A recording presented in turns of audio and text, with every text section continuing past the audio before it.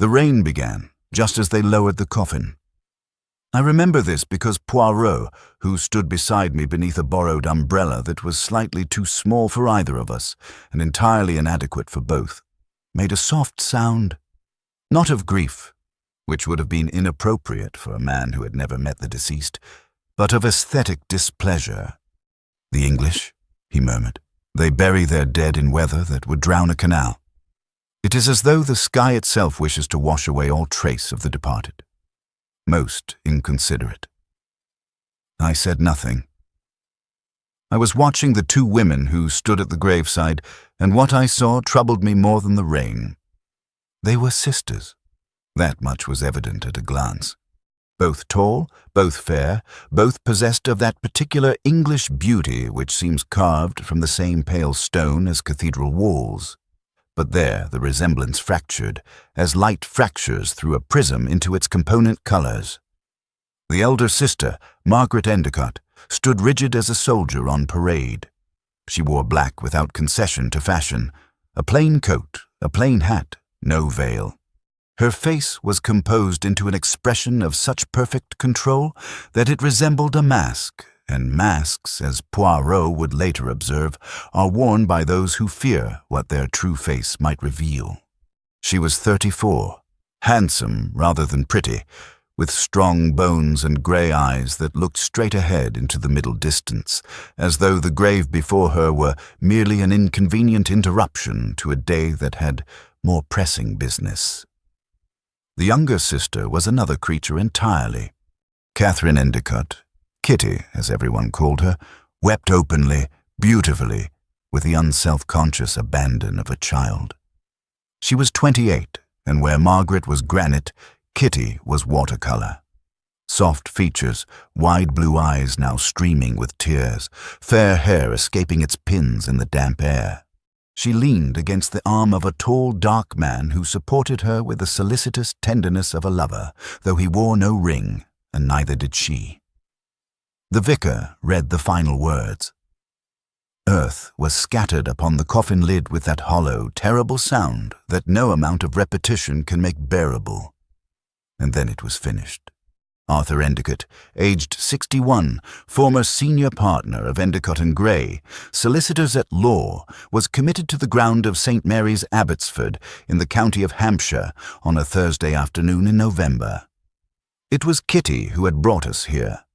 She had come to Whitehaven Mansions 3 days earlier, appearing at our door without appointment, drenched from a rainstorm, clutching a sodden handbag, and wearing an expression that combined terror with a stubborn determination I found, I confess, immediately admirable.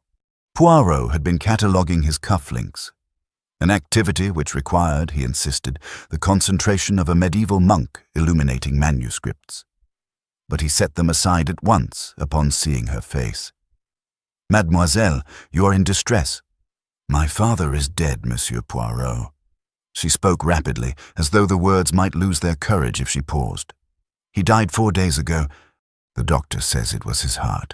Everyone says it was his heart. But I am certain, that he was murdered." Poirot guided her to a chair. I fetched brandy. She drank it in 2 swallows, coughed, and continued. "Father had been ill for several weeks. Weakness, loss of appetite, a strange numbness in his hands and feet that came and went. Dr. Jessup treated him for anemia and nervous exhaustion, the usual things. Rest, tonics, iron supplements, but he grew worse, not better. And then, 4 mornings ago, Hodgkins, our butler, found him dead in his study. He had been working late the night before. A glass of port beside him, half finished. His face was... She stopped, her composure fracturing. Peaceful, they said, as though he simply fell asleep. And you do not believe this? No? The word was fierce, stripped of all doubt. Because the night before he died, Father told me something. We were alone in the drawing room after dinner. Margaret had gone to bed early, and the servants had retired. Father looked at me and said, "Kitty, I've been a fool. I have trusted the wrong person, and now it may be too late to undo what has been done. If anything happens to me, you must go to Hercule Poirot. He's the only one who will see the truth through the lies." I felt a prickle along my spine. Poirot leaned forward, his eyes bright. He spoke my name specifically. "Yes, he said he had been following your cases in the newspapers. He said you understood that the most dangerous lies are the ones told by people who love us."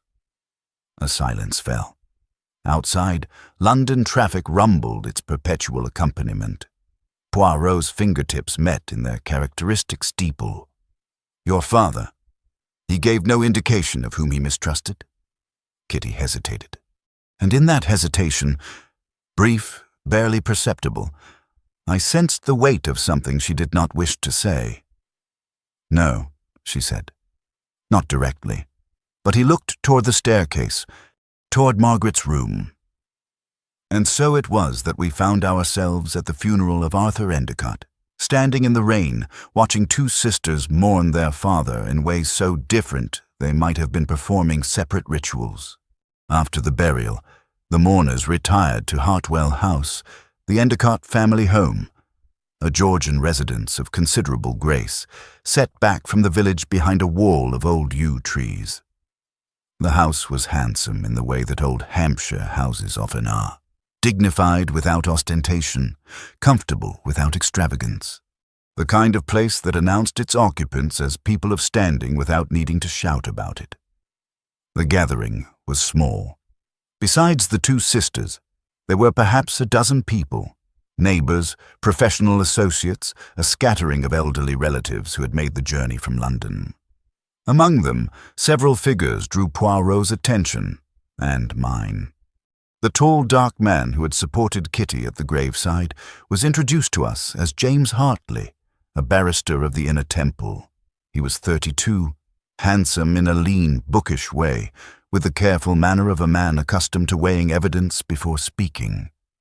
He and Kitty, I gathered from the murmured conversations around the room, had been keeping company for 6 months. "Miss Endicott, Kitty has mentioned your kindness in coming," Hartley said, shaking Poirot's hand. His grip was firm, his eyes direct. "I should tell you plainly that I think she is mistaken. Arthur died of heart failure. The doctor is satisfied. The death certificate has been signed, but Kitty is convinced otherwise, and when Kitty is convinced of something, the combined forces of logic and common sense are quite powerless. You do not share her suspicion. I share her grief. That is sufficient." But something shifted in his eyes, a flicker of unease, quickly mastered, and I noted it as I had been trained to note such things. Then there was Dr. Jessup, the family physician, a portly man of 55 with a florid complexion and the jovial manner of a country doctor who has delivered half the babies in the village and buried the other half of their grandparents. He ate 3 sandwiches in quick succession while assuring Poirot that Arthur Endicott's death was entirely consistent with chronic cardiac deterioration. Heart gave out. Simple as that. The man worked too hard, ate too much red meat, and hadn't taken a proper holiday since the armistice. I'd been warning him for years. And the other symptoms Miss Catherine described. The numbness, the weakness. Peripheral neuritis, most likely. Common enough in men of his age. Vitamin deficiency, perhaps, or simply the general wear and tear of a life spent behind a desk. Dr. Jessup brushed crumbs from his waistcoat. "I see no mystery here, Monsieur Poirot. Only the ordinary tragedy of a man who did not take care of himself." Poirot thanked him and moved on, but not before I saw him pause at the sideboard where the drinks were laid out and study, with peculiar intensity, the array of decanters and glasses. The third person of interest was someone I had not expected, Margaret Endicott herself. She approached us after the other guests had begun to depart, moving with that upright, measured stride of hers, and spoke without preamble. "You are here because of Kitty." It was not a question. Poirot inclined his head. "My sister believes our father was murdered. She is wrong. But I understand why she believes it, and I will not obstruct your investigation, however unnecessary I consider it. Father loved Kitty. He protected her. And now she cannot accept that he is gone, because accepting death means accepting that some things are beyond anyone's power to prevent. That is a very measured response, mademoiselle. I am a measured person, Monsieur Poirot. Her grey eyes held his without flinching. But let me be clear. If your investigation causes harm to this family, if you dig up secrets that are better left buried, I will hold you responsible. She turned and walked away before he could reply. We watched her cross the room and speak quietly to Hodgkins, the butler, who nodded and disappeared toward the kitchens. Well, I said, she's a cool one. Cool, Poirot agreed. Like the still water that hides the deep current. She interests me greatly, Hastings. A woman who does not weep at her father's funeral but threatens a detective she has only just met. What does that tell you? That she's hiding something? It tells me that she is afraid. But the interesting question is this. Is she afraid of what I might find, or of what she already knows? We remained at Hartwell House at Kitty's insistence. She had arranged rooms for us in the East Wing, modest but comfortable quarters that overlooked the garden, now bleak and skeletal in its November undress. That first evening, with the funeral guests departed and the house settling into the hushed, depleted atmosphere that follows death, I found myself alone in the drawing room with Kitty. Margaret had excused herself immediately after supper, pleading a headache. Poirot had retired to his room to think, his euphemism for lying on his bed with his eyes closed, communing with the little grey cells in whatever mysterious fashion they required. Kitty sat curled in a chair by the fire, smaller than she had seemed that afternoon, as though grief had compressed her. She held a cup of tea she was not drinking. "Captain Hastings," she said suddenly, "do you think I'm being foolish?" I considered the question. "I think you loved your father and you're struggling to accept what happened. That's not foolish. It's human." She smiled. A pale, grateful smile that did something to my chest I chose not to examine too closely. Margaret thinks I'm hysterical. She's always thought that. I'm the younger sister, the emotional one, the impractical one. Margaret is the sensible one, the one who manages things. Father used to say that Margaret could run the empire single-handed if they'd let women into government, and Kitty could charm the birds from the trees but couldn't be trusted to boil an egg. That seems rather unkind. It wasn't meant unkindly. It was just the way things were. Margaret managed Father's affairs. She ran this house. She handled his correspondence, his appointments, his finances. After Mother died, 12 years ago, Margaret stepped into the role completely. She gave up everything for it. Everything? Kitty looked into the fire. She was engaged once, to a man named Peter Gould, a lovely man, a schoolmaster in Winchester. They were to be married the summer after Mother died. But Margaret broke it off. She said Father needed her, that she couldn't leave him alone. Peter waited for 2 years, then married someone else. Margaret never spoke of him again. I felt a pang of sympathy. The devoted daughter who sacrifices her own happiness for a parent's needs. I had seen it before, and it never ended well. Either the sacrifice was genuine and the resentment grew silently, like mold behind wallpaper, or it was not entirely a sacrifice at all, but a way of avoiding the risks of a life beyond the family walls. "And you?" I asked. "You didn't feel the same obligation?" I wanted to. Margaret wouldn't allow it. She said one ruined life was enough. She told me to go to London, to work, to live. So I did. I took a position at a publishing house. I found rooms in Bloomsbury. And then I met James. Hartley, the barrister. Yes, her face softened. Father approved. He was pleased, but Margaret never said a word about James. Not a word of congratulation or approval or even acknowledgement. When I brought him here for the first time, she was perfectly polite and utterly cold, as though he were a tradesman who had come to the wrong door. Perhaps she was jealous? The word hung between us. Kitty's eyes widened, then dropped. "Perhaps," she said quietly. Or perhaps she simply couldn't bear to see me have what she had given up. I went to bed that night with my mind full of the two Endicott sisters, the one who wept and the one who did not, and the dead father who lay between them like a fault line. The following morning, Poirot was up before me, an event so unusual that I initially suspected I had overslept. I found him in Arthur Endicott's study, a handsome room lined with legal texts and furnished with the solid, unfashionable comfort of a man who valued substance over style. He was examining the desk, not rummaging through drawers, but studying the surface with the attention a botanist might give to a rare specimen. The blotter, the inkstand, the arrangement of papers. Everything had been left precisely as Arthur had left it on the night of his death. "Observe, Hastings." He pointed to the desk's surface. A man who works at his desk every evening for 30 years develops habits. The placement of objects becomes automatic, ritualistic even. The inkstand here, the blotter there, the spectacles in their case just so. Everything on this desk is in its accustomed place. Well, good. Nothing disturbed. Nothing disturbed and nothing missing, except one thing. He indicated a small rectangular mark on the leather surface. A patch slightly less faded than its surroundings, as though something had rested there for years and been recently removed. Something stood here. Something small, perhaps 7 inches by 5. A photograph frame, I think. You see how the leather has darkened around it but remained lighter beneath?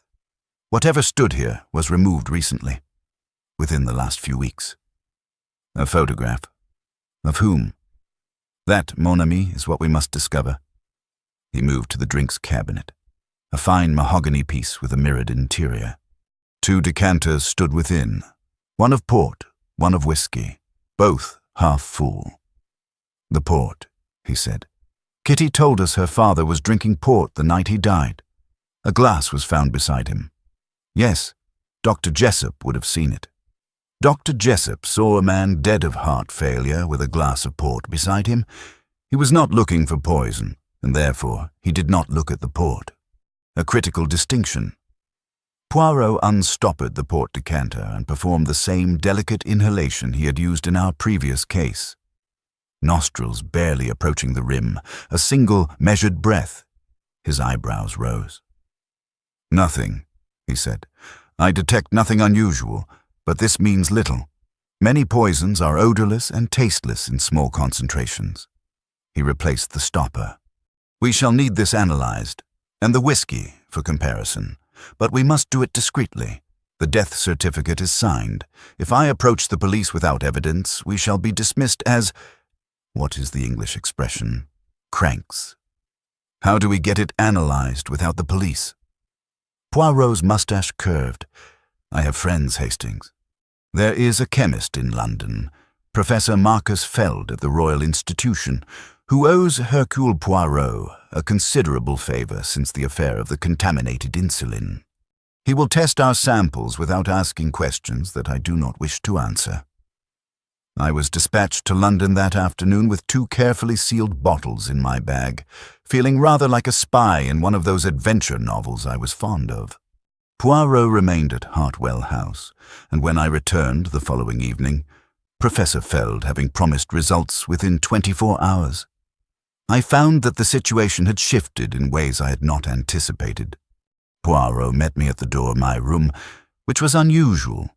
He generally preferred to hold court in the drawing room, where the lighting flattered his mustache and the furniture was symmetrical. But he drew me inside, closed the door, and spoke in a low voice. "While you were in London, I have not been idle. I have spoken with the servants, Hodgkins the butler, Mrs. Price the cook, and Ellen, the housemaid. I have walked the grounds. I have examined Arthur Endicott's bedroom, his wardrobe, and his medicine cabinet, and I have had a most illuminating conversation with a woman in the village." "What woman?" "Mrs. Alma Hewitt, the postmistress, a woman of extraordinary percipience and, shall we say, comprehensive knowledge of the neighborhood. She has been postmistress for 23 years.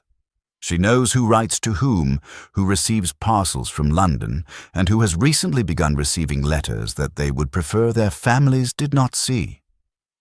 Margaret Endicott has been receiving letters, one per week for the past 3 months, posted from an address in Bath. The handwriting, Mrs. Hewitt reports with admirable specificity, is male. Margaret collects these letters personally from the post office rather than allowing them to be delivered to the house. A suitor, perhaps, or a correspondent whose existence she wishes to conceal. I digested this. And the servants, what did they tell you? Mrs. Price, the cook, confirmed that Arthur Endicott's appetite had declined markedly over the past month. He had begun complaining that food tasted metallic, a complaint she attributed to his illness, but which she found puzzling, as her cooking had not changed. Ellen, the housemaid, told me something more specific. She said that in the weeks before Arthur's death, Miss Margaret had taken to preparing her father's evening drink herself. The glass of port he took every night at 10 o'clock. The words settled over me like a cold draught. Margaret prepared the port. She prepared it, poured it, and carried it to his study every evening. She said it was because Hodgkins was growing elderly, and she did not wish to burden him. A thoughtful gesture, or a convenient one. But Kitty is the one who suspects murder. If Margaret is the killer, then Kitty has come to the right detective. Poirot's eyes were grave. But we must not run ahead. Suspicion is not evidence. Margaret Endicott is a woman who sacrificed her personal happiness for her father. That is either the act of a devoted daughter or the slow construction of a resentment that finally reached its breaking point. We do not yet know which. You said you found something in his medicine cabinet. Oui, among the usual things. Aspirin, digestive powders, the iron supplements Dr. Jessup prescribed. I found an empty bottle. Prescription label removed, but the pharmacy stamp still faintly visible on the glass. I copied the number. When you next go to London, Hastings, I wish you to visit Murchison's pharmacy in Jermyn Street and inquire what medication was dispensed under that number. Murchison's? That's not a local pharmacy. It's in Mayfair. Precisely, which tells us that someone in this household obtained a medication they did not wish the local pharmacist, or the local doctor, to know about. I was about to reply when a knock came at the door. It was Kitty, pale and agitated. Monsieur Poirot, something has happened. Margaret has... She's locked herself in Father's study and she's burning papers. I can smell it. The fireplace, she's been in there for an hour. We moved quickly. The study door was indeed locked. Through it came the unmistakable smell of burning paper. Not the clean burn of a few sheets, but the dense, acrid smoke of a sustained fire. Poirot knocked. Mademoiselle Endicott. It is Poirot. I must ask you to open this door. A long silence. Then Margaret's voice, steady and cold. This is a private matter, Monsieur Poirot. My father's papers are my responsibility. Papers which may be relevant to the circumstances of his death. My father died of heart failure. There are no circumstances. Poirot's jaw tightened. That rare expression of steel behind the velvet that I had seen only a handful of times. Mademoiselle, I will ask you once more. If you do not open this door, I shall ask Captain Hastings to open it for me, and he is a man of considerable physical determination, if limited subtlety. I was not sure whether to be flattered or insulted. The lock clicked. Margaret opened the door and stood before us, her face flushed from the heat of the fire behind her, her hands smudged with ash. In the grate, a mound of paper curled and blackened. Letters, documents, what appeared to be pages torn from a notebook. You had no right, she said, her composure cracking for the first time since I had known her. These were Father's private papers, his personal correspondence. They have nothing to do with his death. Poirot stepped past her and knelt at the fireplace with an agility that belied his years. With a poker, he carefully separated the layers of ash. Most was destroyed beyond recovery. But at the edge of the grate, where a sheet had fallen before the flames could fully consume it, a fragment remained, perhaps a third of a page, its edges brown and curling. He extracted it with delicate tweezers from his waistcoat pocket. Poirot always carried tweezers, the way other men carry pocket handkerchiefs, and held it to the lamp. I read it over his shoulder. The handwriting was Arthur Endicott's. I recognized it from the blotter on his desk. The fragment read, "Cannot continue to deceive her. The truth about Catherine's birth must be told, whatever the consequences. I have carried this secret for 28 years, and it has poisoned every—" The page ended in a ragged brown edge where the fire had eaten it away.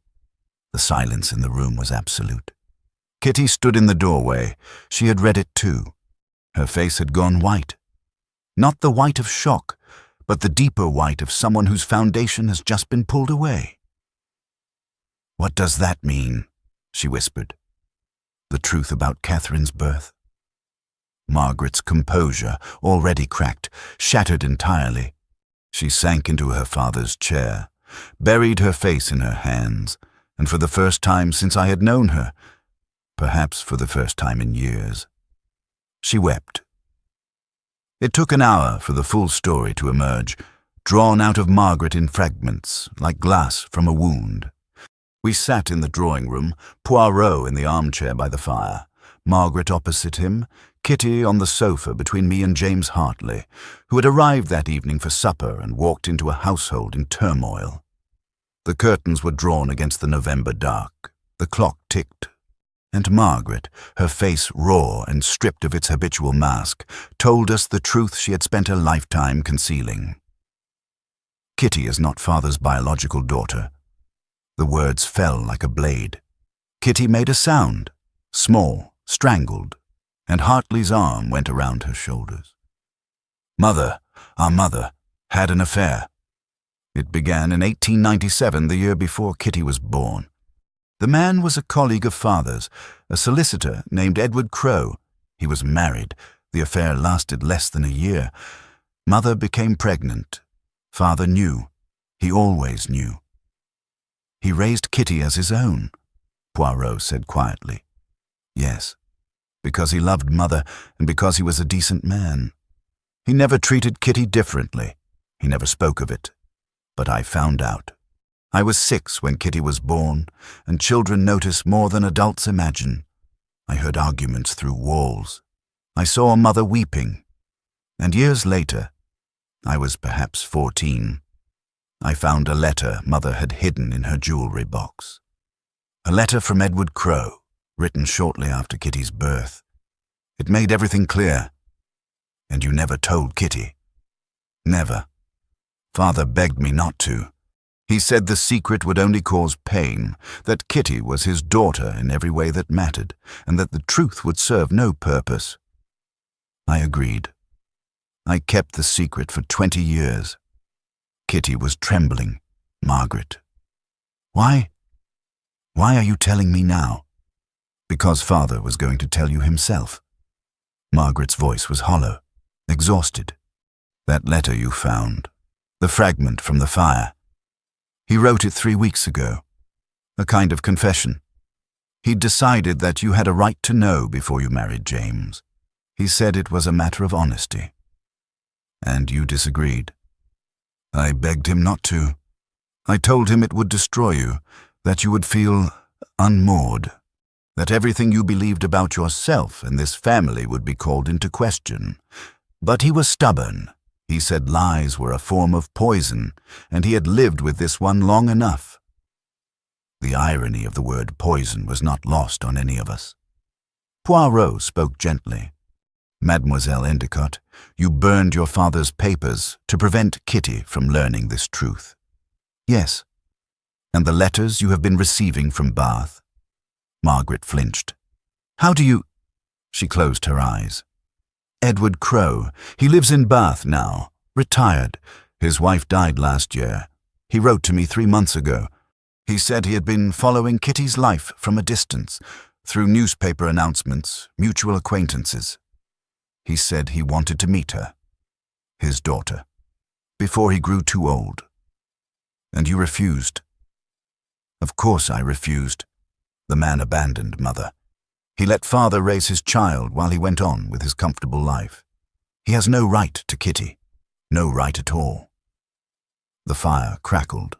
Kitty sat very still, processing the demolition of her life's architecture with a stillness that reminded me painfully of her sister. But this, Poirot said, this secret, however painful, it does not explain murder, unless there is something more. Margaret looked up. Her eyes, red-rimmed and raw, held a defiance I had not expected. There is nothing more. I think, mademoiselle, that there is. The standoff lasted perhaps 5 seconds. Then Margaret turned away. I'm tired. I've told you enough. The rest is not your concern. She left the room. We heard her footsteps on the stairs. Slow, heavy, the tread of a woman carrying a weight she could no longer bear alone. Kitty sat motionless for a long time. Then she said, in a voice stripped bare of everything except the essential question, Monsieur Poirot, did my sister kill our father? Poirot met her eyes. I do not know, mademoiselle, not yet, but I will tell you this. The lie that has been told in this house is not the one you think. The secret of your birth is painful, yes, but it is an old secret, one your father carried with grace for 28 years. It would not, by itself, drive someone to murder. There is another lie, newer, sharper, and that is the one we must find. Professor Feld's results arrived by courier the following morning. I took the envelope to Poirot's room, where I found him standing at the window, staring at the bare garden with an expression I had learned to recognize as the outward stillness that accompanied the most intense internal activity. The little grey cells were, as he might say, in full employment. He opened the envelope and read the report in silence. Then he read it again. Then he sat down on the bed. The first time I had ever seen him sit on a bed voluntarily, an act he considered a violation of both hygiene and posture, and stared at the wall. Hastings, he said, we have been looking at this case through the wrong end of the telescope. What does the report say? The report contained no poison. None whatsoever. It is entirely innocent. A perfectly adequate tawny from a reputable shipper. I blinked. Then, Arthur wasn't poisoned through the port. Not through the port. But Professor Feld, being a thorough man, analyzed both samples as I requested. The whiskey from the second decanter, the one no one has mentioned, the one Arthur did not drink that evening, contained traces of thallium. Thallium. The word meant nothing to me. A metallic element. In the correct dose, it produces symptoms that mimic natural illness almost perfectly. Fatigue, loss of appetite, peripheral numbness, hair loss in advanced cases, and ultimately cardiac arrest. It is sometimes called the poisoner's poison because it is colorless, odorless, tasteless, and almost undetectable without specific laboratory analysis. The symptoms develop gradually over weeks of repeated exposure. A doctor not specifically looking for it would diagnose heart disease, nervous exhaustion, anemia, precisely what Dr. Jessup diagnosed.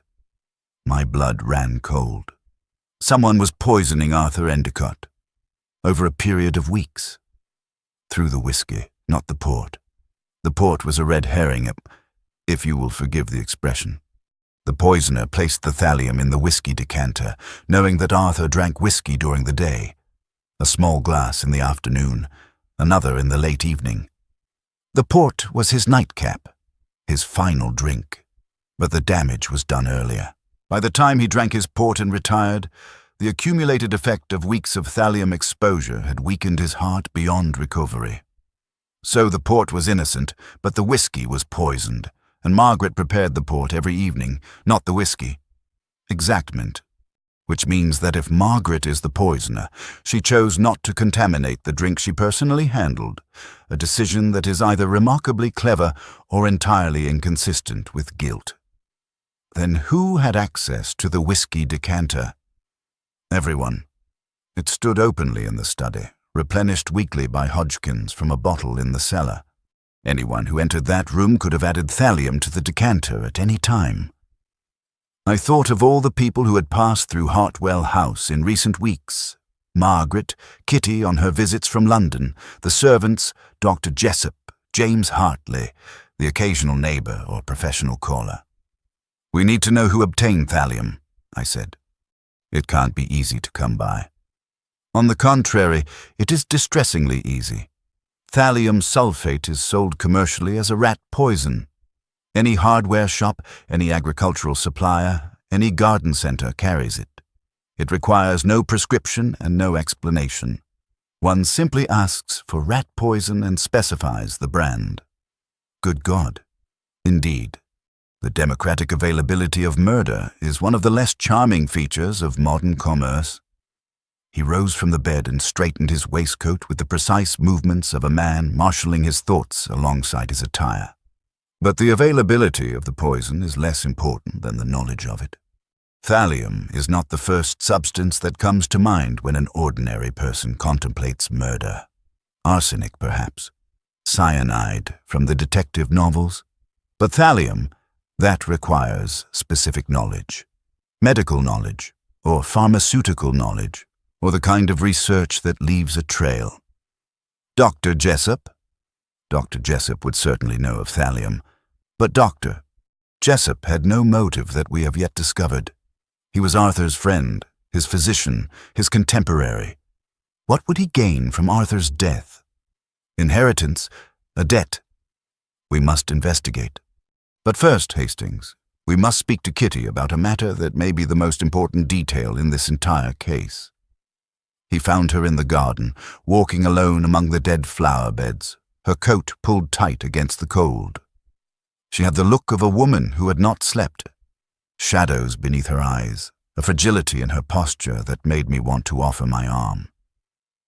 "Mademoiselle," Poirot said, "I must ask you something painful." "Everything about this week has been painful, Monsieur Poirot. One more thing will make little difference. Your father's symptoms, the weakness, the numbness, the metallic taste. When did they begin?" Kitty thought.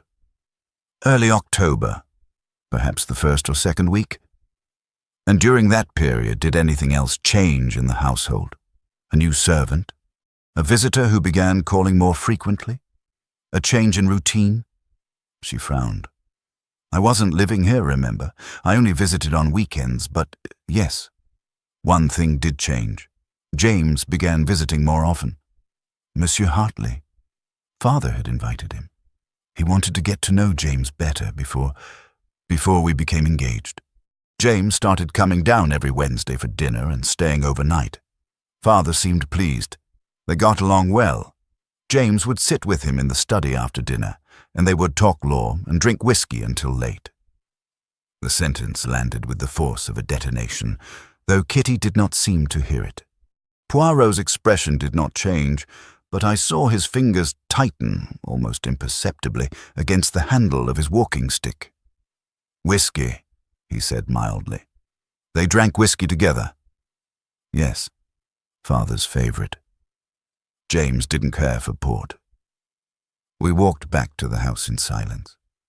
Kitty went inside to rest. Poirot stopped me on the gravel path, his face set in an expression I had rarely seen. Not certainty, but the intense concentration of a man who has glimpsed the shape of the truth, but cannot yet see its face. "Hastings, you are fond of Mademoiselle Catherine." I started. Well, she is a very sympathetic young woman." "Yes, and Monsieur Hartley, the man she intends to marry, sits with her father every Wednesday evening, drinking from the whiskey decanter that contained thallium." "You don't mean I mean nothing?" "Not yet. But I think, mon ami, that the lie at the heart of this family is about to reveal itself. and I fear it will be more terrible than anyone imagines. The next 48 hours were, I believe, the most difficult of any investigation I shared with Poirot. He moved through the household like a ghost, quiet, observant, asking questions that seemed tangential until their purpose became apparent hours later. He spoke with Hodgkins about the whiskey supply and learned that the decanter was refilled every Friday from a case of Glenfiddich in the cellar. He examined the cellar himself and found the case, 5 bottles remaining of an original 12, each with its seal intact. The bottles had been purchased from a wine merchant in Winchester 6 months earlier. He wrote letters, 3 of them, in the rapid, precise hand that he used when urgency overrode his preference for dictation. One went to Bath, one went to a solicitor's office in London, one went to the General Register office, and he spent an entire afternoon in the village, visiting not only Mrs. Hewitt at the post office, but also the proprietor of the hardware shop, the chemist, the vicar, and the woman who ran the tea room near the church. Each conversation lasted between 10 minutes and an hour. Each seemed, on the surface, to concern nothing more consequential than local gossip. But I knew Poirot, and I knew that his seemingly aimless wanderings were as precisely directed as a military campaign. On the second evening, the replies to his letters arrived. He read them in his room, alone, for nearly 2 hours. When he emerged, his face was grey. "Hastings, I need you to do something for me. Go to Kitty, keep her company. Do not leave her alone tonight." "Why? Is she in danger?" "Not physical danger, but what is coming will cause her great pain, and she should not be alone when it arrives." "What is coming, Poirot?" Say, he looked at me with an expression I can only describe as sorrowful. The sorrow of a man who has found the truth and wishes he had not. "The end," he said. "Tomorrow morning I will reveal who murdered Arthur Endicott, and God help us all." I spent that evening with Kitty. We sat in the drawing room talking of small things, London, books, whether the weather might improve for the weekend. She was calmer than she had been, as though the revelation of her parentage, terrible as it was, had drained her of the capacity for further shock. Or perhaps she was simply exhausted, as people are after days of sustained crisis. At one point she said, "Whatever happens tomorrow, Captain Hastings, I want you to know that I am grateful. To you and to Monsieur Poirot. Whatever the truth is, I would rather know it than spend my life wondering." I wanted to tell her that the truth might be worse than wondering, but I did not, because kindness sometimes requires the discipline of silence. The next morning, Poirot asked everyone to gather in the drawing room at 11 o'clock. The request was met with varying degrees of resistance. Margaret flatly refused before being persuaded by the argument that refusal would look worse than compliance. Hartley objected on legal grounds that were technically sound but practically irrelevant. Dr. Jessup arrived with the air of a man attending an amateur theatrical, more amused than concerned. The day was bright, one of those crisp November mornings when the sun sits low and the light falls at angles that make everything look sharper, more defined, as though the world has been brought into focus. Poirot stood before the fireplace. He did not pace, as he had in previous cases. He stood perfectly still, his hands clasped behind his back, and spoke with a quietness that compelled attention more effectively than any raised voice. 3 weeks ago, Arthur Endicott died. The official cause was heart failure. The true cause was thallium poisoning, administered over a period of approximately 6 weeks through the whiskey decanter in his study. Dr. Jessup's amusement evaporated. "Thallium? That's impossible. You would not have detected it, Doctor, because you were not looking for it. Thallium poisoning mimics cardiac disease with remarkable fidelity. The symptoms Arthur displayed, fatigue, peripheral numbness, loss of appetite, metallic taste, are all consistent with chronic thallium exposure. I have laboratory confirmation from Professor Marcus Feld of the Royal Institution. The room absorbed this in silence. Margaret sat rigid. Kitty gripped Hartley's hand. Dr. Jessup had gone the color of old cream. "The question," Poirot continued, "is who placed the thallium in the whiskey. The decanter was accessible to anyone in the household. But accessibility is not the same as motive, and motive is not the same as guilt. Let us consider each person in turn." He turned first to Margaret. "Mademoiselle Endicott, you had motive. You have devoted your life to this house and this family, sacrificing your own happiness in the process. Your father was about to reveal a secret that you had kept for 20 years, Kitty's true parentage. You feared the revelation would destroy the family you had held together by sheer force of will. You also feared that the arrival of Edward Crowe, Kitty's biological father, would displace your position as the family's anchor.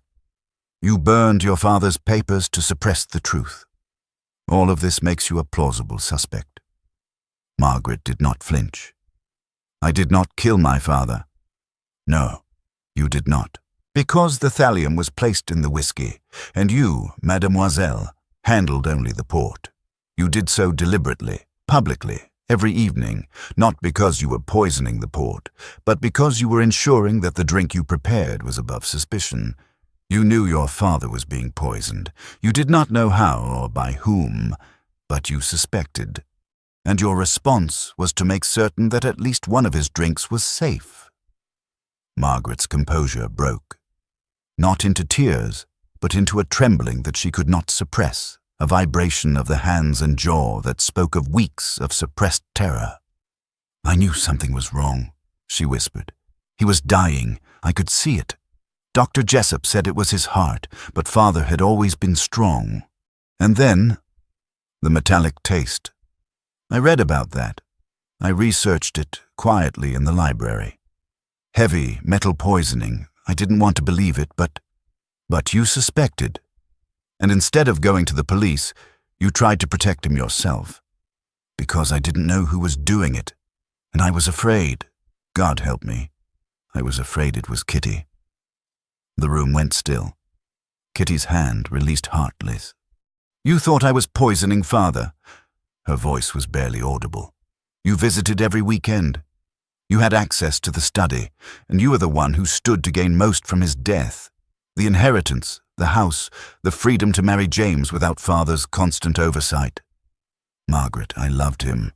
I loved him more than—" "I know." Margaret's voice cracked. "I know that now. But I didn't know it then. Fear makes us suspect the people closest to us, because they are the ones with the power to hurt us most." Poirot raised a hand, gently bringing the room back to order. "So Margaret is eliminated, not by alibi or by evidence, but by the logic of her own actions. Actions consistent with a woman trying to prevent a murder, not commit one." He turned next to Dr. Jessup. "Doctor, you had the medical knowledge to administer thallium and the access. You visited Hartwell House regularly, attended Arthur in his study, and would have known his drinking habits intimately. But you had no motive. I've investigated your finances, your personal history, your relationship with the Endicott family. You are what you appear to be. A competent, if somewhat complacent, country doctor who failed to diagnose a poisoning because he was not looking for one. The failure is professional, not criminal." Jessup sagged with visible relief, then stiffened with professional indignation. "I should have caught it," he muttered. "The symptoms were there. I should have—" "You could not have known. Thallium is the deceiver among poisons. Do not blame yourself for what you could not see." Poirot turned at last to James Hartley. The barrister sat very straight, his face carefully neutral, the practiced blankness of a man accustomed to courtrooms and cross-examinations. But I saw it now. The thing I had sensed but not understood since the funeral. Behind the careful composure, behind the solicitous tenderness toward Kitty, there was a watchfulness, a calculation, the constant, quiet assessment of a man managing a situation. "Monsieur Hartley," Poirot said, "you are a barrister of the Inner Temple, a man of considerable intelligence and ambition. You began courting Mademoiselle Catherine 7 months ago. 6 months ago, you were invited to Hartwell House. 5 months ago, you began visiting every Wednesday, sitting with Arthur in his study, drinking his whiskey, discussing law, and 6 weeks ago, Arthur Endicott began to die. Hartley's jaw tightened. If you are suggesting, I am not yet suggesting, I am establishing facts. You are a man who does not drink port, an unusual preference that ensured you drank only from the whiskey decanter, the same decanter that contained thallium, which would make me a victim as well as a suspect. If the whiskey was poisoned, I drank it too. Poirot raised a finger. But did you? I've spoken with Hodgkins. He tells me that you were a most considerate guest. You always poured your own whiskey. You insisted upon it. You said it was a matter of not troubling the staff. A charming habit, but it is also a habit that allowed you to control exactly what you drank. A splash of whiskey over ice, raised to the lips, barely sipped, while Arthur, who drank 2 full glasses every evening, consumed the concentrated dose. The color drained from Hartley's face, not all at once, but in a slow, terrible tide, as though the blood were retreating from a battlefield. "This is speculation," he said. But his voice had changed. The barrister's confidence was gone. What remained was something thinner, more brittle. "Is it? Then let me add substance." Poirot reached into his pocket and withdrew a folded paper. "I wrote to the General Register Office 2 days ago, requesting the birth certificate of one James Edward Hartley. The middle name, Edward, is unremarkable by itself, but combined with other facts, it becomes highly significant." He unfolded the paper. James Edward